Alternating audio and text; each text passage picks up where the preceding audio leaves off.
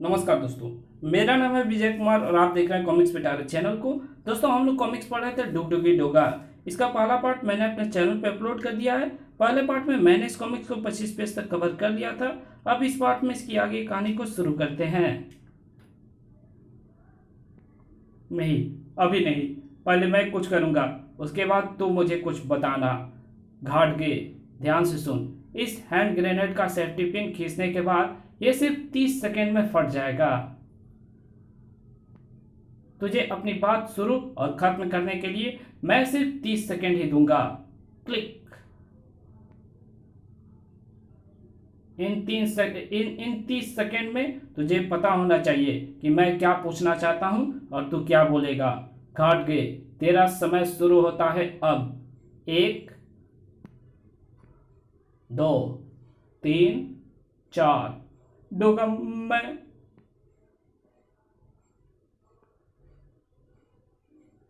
5, 6, 7, 8, 9, 10।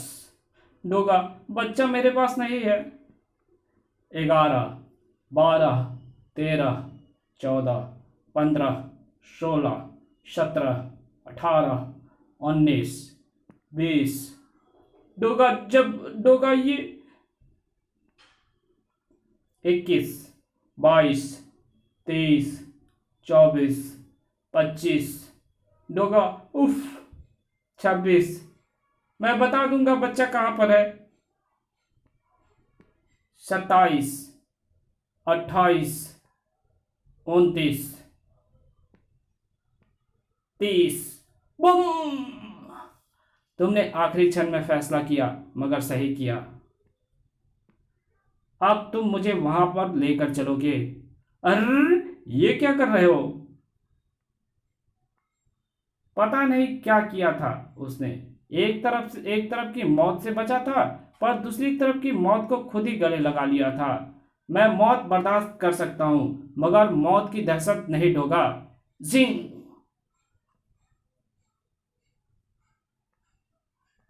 डोगा भूत सा बना खड़ा रह गया। ये ये क्या किया? ये इसने क्या किया? डोगा का मस्तिष्क साई साई कर उठा था। इसने अपने आप को गोली से क्यों उड़ा लिया? बम के धमाकों में अपने परखच्चे उड़वाने के डर से इसने बच्चे की सुपुर्दगी का फैसला किया, मगर फिर तुरंत ही खुद को गोली क्यों मार दी?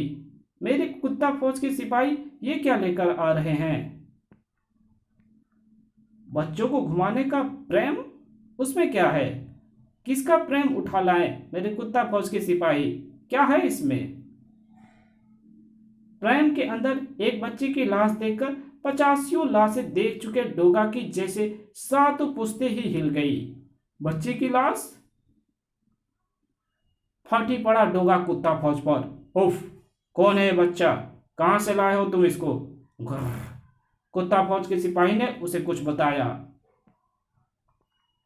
ओह, तो ये जिस व्यक्ति ने तुम्हें ये प्रेम सौंपी, उसने काला कोट पहन रखा था। बम और गोली के धमाके ने क्षेत्र में हलचल मचा दी थी, जिसका अनुमान डोगा को पुलिस सायरन सुनकर हुआ। बूं, बूं, बूं। पुलिस आ रही है, मुझे जाना होगा। बच्चे को किडनैप तो घाटके ने किया हुआ था। गोली तो उसने मेरे डर से अपने आप को मारी हो सकती है, मगर फिर बच्चा प्रेम में छोड़कर जाने वाला वो काला कोट कौन था?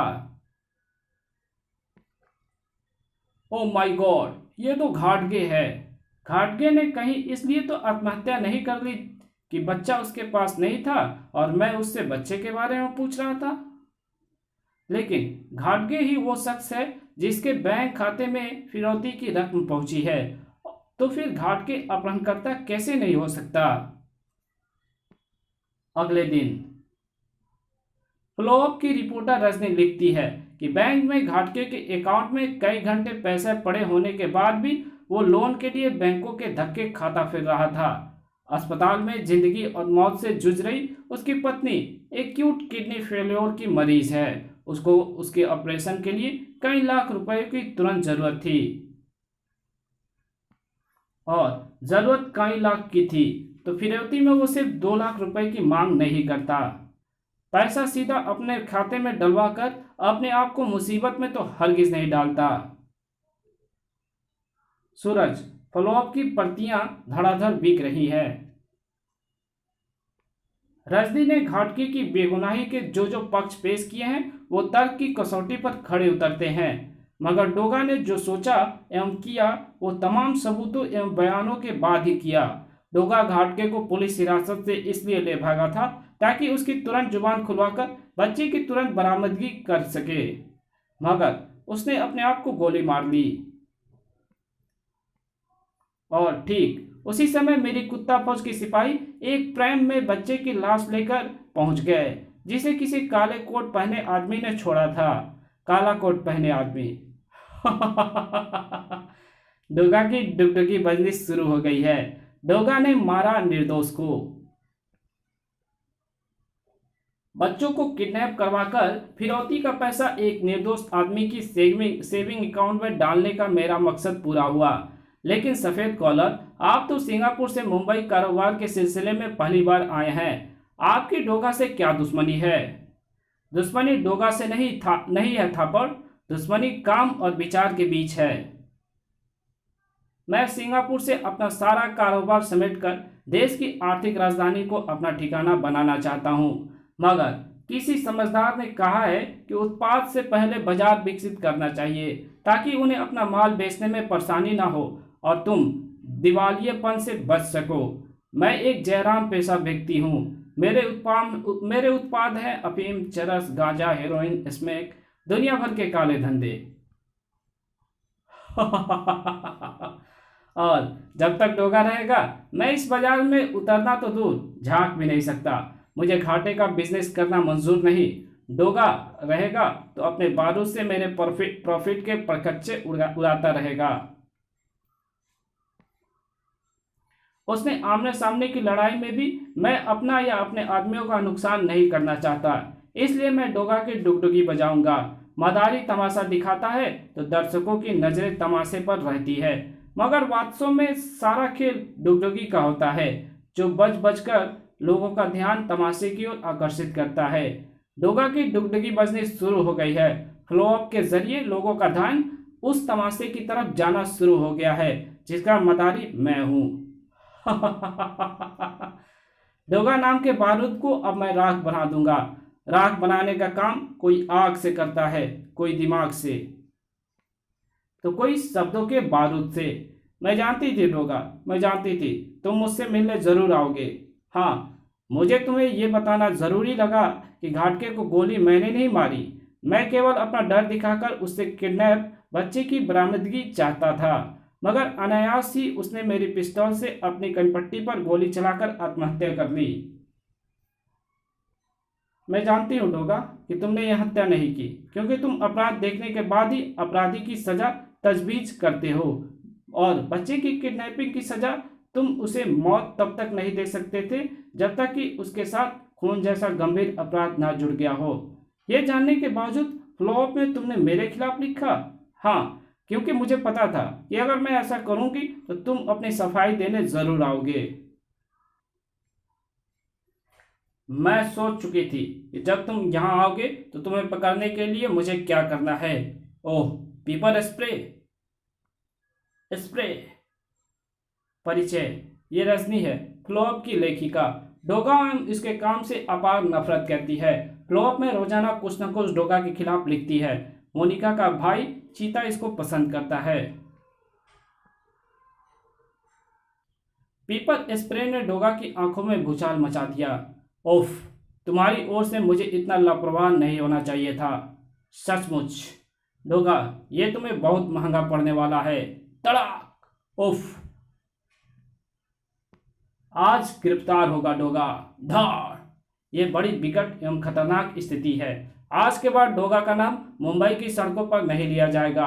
डोगा अब सेंट्रल जेल का मेहमान बनेगा। हर मुजरिम का अंजाम यही होता है। धड़ाक। एक जर्नलिस्ट और एक सच्चे नागरिक होने का कर्तव्य निभाना है आज मुझे। धाड़। ताक। आह। डोगा, तुम ठीक हो ना? ओह, चीता, तुम यहाँ? उफ, अचानक कैसे आ गए? मैं रजनी को तुम्हारे खिलाफ ना लिखने के लिए कहने आया था। हालांकि ये मानती नहीं, लेकिन फिर भी इसको समझाना मेरा फर्ज था। यहाँ कहीं पानी होगा, इसने मेरी आंखों में पीपर स्प्रे छिड़क दिया है। चीता उसे पानी तक ले गया। जल्दी करो ढोगा, रजनी किसी भी वक्त होश में आ सकती है। छपाक। ओफ, ये तो भूखी शेरनी की तरह मुझ पर टूट पड़ी थी चीता। तुम ना आते तो ये मेरी डोगा वाली चमड़ी की खाल भी उतार देती, मेरी असली खाल भी। तुम्हें ऐसे लोगों को अपनी सफाई देने आने से बचना चाहिए। तुम्हें और तुम्हारी हिंसा को लेकर ये उतनी ही सनकी है जितना कभी वर्दी में मैं हुआ करता था। मैं जानता हूं। डोगा के जेहन में उस वक्त रजनी थी और आंखों के सामने वो दृश्य। Singh Singh, I will kill you. घटनास्थल पर तीसरी गोली डोगा ने चलाई। चिम।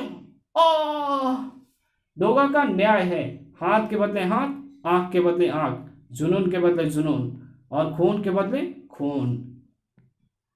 हाँ, खून के बदले खून, मगर बकरे के खून के बदले इंसान का खून। ये खून तुझे बहुत महंगा पड़ेगा डोगा।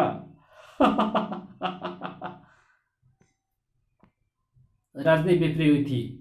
वो खून तुम्हारे कारण हुआ है चीता। यदि तुम मुझे बेहोश न करते तो मैं डोगा को पकड़ लेती। उस जुनून में तुम्हारे हाथों डोगा का कत्ल भी हो सकता था। मैं तुम्हें बाद में होने वाली कत्ल की मानसिक यातना से बचाना चाहता था। और फिर डोगा ने यूं ही तो कत्ल नहीं कर दिया होगा। घटनास्थल पर पुलिस को जो लाशें मिली है उसके पास ही खून के अन्य दाग भी मिले हैं और खून से भरी एक थैली भी झाड़ियों में पड़ी मिली है। उस थैली में चली हुई गोली मिली है। गोली, थैली और थैली में भरा खून पुलिस को लिए अभी भी रहस्य बना हुआ है। मगर तुम्हें सिर्फ डोगा की चली हुई गोली और उस गोली से हुआ खून ही दिखाई दे रहा है। वो इसलिए क्योंकि तुम्हारा दिल और दिमाग डोगा के प्रति घृणा एवं नफरत से भरा हुआ है। यदि डोगा ने उसे गोली मारी है तो जरूर उसका कोई कारण रहा होगा। कारण जानना चाहते हो वो आदमी कौन था? वो आदमी रुपेश था, कल किडनैप हुए उसी बच्चे का बाप, जिसकी फिरौती के इल्जाम में डोगा ने एक निर्दोष इंसान घाटगे को गोली से उड़ा दिया था। अब कहो कि रुपेश भी कोई अपराधी या हत्यारा रहा होगा, तभी डोगा ने उसको गोली मार दी। ये सब मैं नहीं जानता। मैं सिर्फ ये समझने की चेष्टा कर रहा हूं कि इस घटना से जुड़े किरदार तुम्हारे घर के बाहर क्यों इकट्ठा हो गए। चीता के प्रश्न का जवाब काला कोट सफेद कॉलर के पास था। जिस प्रकार रजनी डोगा के खिलाफ लिख और छाप रही थी, उससे ना जाने मुझे क्यों विश्वास हो गया था कि डोगा वहां पर आ सकता है। इसलिए मैंने अपना एक आदमी वहां पर निगरानी के लिए छोड़ा हुआ था। जैसे ही डोगा वहां आ पहुंचा, सफेद कॉलर, डोगा यहां पहुंच गया है बाप। डोगा के आगमन की बात सुनते ही मैंने रुपेश को फोन करके वहां उसके बच्चे के हत्यारे यानी खुद अपने पास बुला लिया। सर, मैं बच्चे का खून नहीं करना चाहता था, पर यह पिस्टल साफ करते वक्त अचानक गोली चल गई। जैसे कि मैं जानता था कि डोगा ठीक जैसे कि मैं जानता था कि होगा ठीक वैसा ही उसने मेरे हाथ से पिस्टल छीन लिया। अब एक गोली और चलेगी, मगर यह अचानक नहीं चलेगी। अरे क्या कर रहा है? उसने मुझ पर गोली चला दी। सिंह। और वो दृश्य डोगा ने भी देखा, लेकिन मैंने अपने इस काले कोट के नीचे ये बुलेट प्रूफ पोशाक पहन रखी थी और उस पर बकरे के खून की थैली बांध रखी थी। सूरज टीवी पर उसी घटना से रूबरू हो रहा था। डोगा के खिलाफ जनसमूह उमड़ा। डोगा का निशाना बन रहे हैं अब निर्दोष। मेरा यकीन करो चाचा, डोगा ने उसको हत्या करते हुए देखने के बाद ही उस पर गोली चलाई थी। मेरी गोली से घायल रुपेश अस्पताल में जिंदगी और मौत से जूझ रहा है, लेकिन मेरी समझ में नहीं आ रहा है कि घटनास्थल से वो लाश कहाँ गायब हो गई जिसे रुपेश ने गोली मारी थी। उसने सफेद कॉलर वाला काला कोट पहना हुआ था। सफेद कॉलर? ओह, ऐसे शख्स को मैं पहले भी देख चुका हूं। ओह हाँ, याद आया, बस में उसी की जेब कटी थी। सूरज का मस्तिष्क साए साए कर रहा था। सफेद कॉलर के फोन की घंटी बजी। कर्र, कर्र। फोन किसका हो सकता है? हेलो, तुम्हारे घर से बाएं चलकर 200 गज की दूरी पर एक व्यस्त चौराहा है। वहां एक पीसीयू बूथ है। अगले 5 मिनट में यदि तुम वहां नहीं पहुंचे तो तुम्हारी जिंदगी तुम्हें पछताने का भी अवसर नहीं देगी। बाकी की बातें उसी पीसीयू के फोन पर होगी। हरी अप, तुम्हारे पास वहां पहुंचने के लिए सिर्फ 5 मिनट है। कौन हो तुम? कौन? मुझे जाना होगा, वरना मुझे ये बात परेशान करती रहेगी कि ये शख्स कौन था। सफेद कॉलर 4 मिनट में पहुंच गया। क्या ये फोन मेरे लिए है? Train train train. सफेद कॉलर ने फोन उठाया। हेलो, मेरे खिलाफ जाल बुना। अब जाल में तू फंस चुका है। व्हाइट कॉलर उर्फ गिरजा प्रसाद। कौन हो तुम? जिससे दुश्मनी निभा रहे हो उसकी आवाज भी नहीं पहचानते गिरजा प्रसाद? डोगा? हाँ, अब पहचान गया तू। फोन रखने की कोशिश मत करना, तू मेरी गन के निशाने पर है। यदि तूने फोन रखा तो उसी क्षण मारा जाएगा। ये इस इलाके का इकलौता पीसीओ है। देख, बाहर फोन करने वालों की भीड़ लगी है। तुझे ध्यान रखना है कि तू उनकी बातों में नहीं आएगा, फोन नहीं रखेगा। जल्दी करो, हमें भी फोन करना है। हो सकता है कुछ गर्म खून युवा जबरदस्ती तुझे बूथ से बाहर निकालने की चेष्टा करे, मगर तब भी तू अपनी कॉल बंद नहीं करेगा। उसके लिए बूथ का दरवाजा अंदर से बंद कर ले। तुम चाहते क्या हो? तेरे पास मोबाइल फोन है? पुलिस को कॉल कर और अपने उन गुनाहों को इकबाल कर जो तूने मेरे कंधों पर बंदूक रखकर किए। वहां जो भीड़ खड़ी है उनको बता कि तूने मेरे खिलाफ क्या जल फैलाया है, और जब तक तू ऐसा नहीं करेगा तब तक तू इस फोन बूथ से बाहर नहीं आ सकता। तूने पर्दे के पीछे रहकर मेरे द्वारा निर्दोष लोगों पर हाथ उठवाने की चाल चली है। अब मैं भी उसी तरीके का प्रयोग खुद को लोगों की नजरों में निर्दोष साबित करने में करूंगा। जैसे यदि मैं एक गोली चला दूंगा तो फोन बूथ का दरवाजा तोड़ने की चेष्टा करते लोग वहां से छट जाएंगे और तुझे भी मेरी बात का यकीन हो जाएगा कि तू मेरे निशाने पर है। चिम! गोली किसने चलाई? गोली बूथ पर चली है।